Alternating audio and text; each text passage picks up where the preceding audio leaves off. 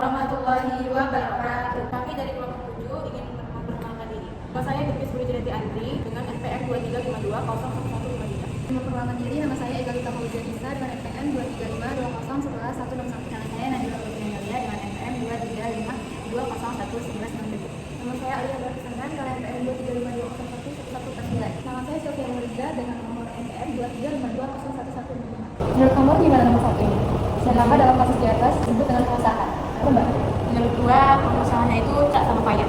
Duanya itu kayak secara aktif berdiriin terus mengelola bisnis mereka sendiri. Terus Citra dengan buktinya dan Payat dengan perusahaan percetakannya menunjukkan karakteristik khas seorang pengusaha, yaitu memiliki inisiatif, terus dia mengambil resiko kayak berani itu bertanggung jawab untuk mengambil bisnisnya.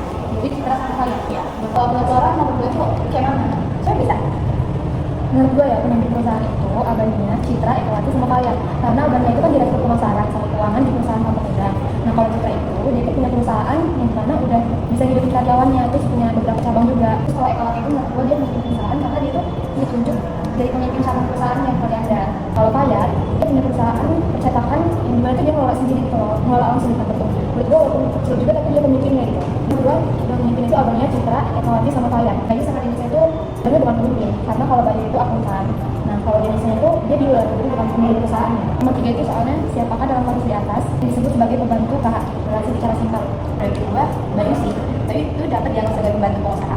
Itu karena khususnya bagi pengusaha yang membutuhkan jasa akuntansi. Dalam konteks perusahaan, pembantu pengusaha bisa merupakan karyawan, konsultan, atau pihak ketiga lainnya yang memberikan dukungan terhadap kegiatan usaha.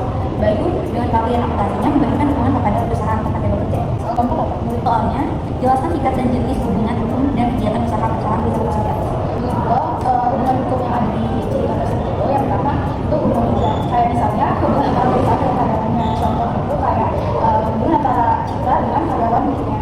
Terus ada juga hubungan tempat Denisa kerja dengan para teknisnya. Nah yang kedua itu ada hubungan kontraktual. Yang pertama hubungan kontraktual itu adalah hubungan perusahaan dengan pihak ketiga yang berdasarkan dengan perjanjian. Misalnya hubungan antara perusahaan tempat Bayu kerja dengan klien-kliennya, atau hubungan antara perusahaan percetakan Payat dengan pemasok perusahaan.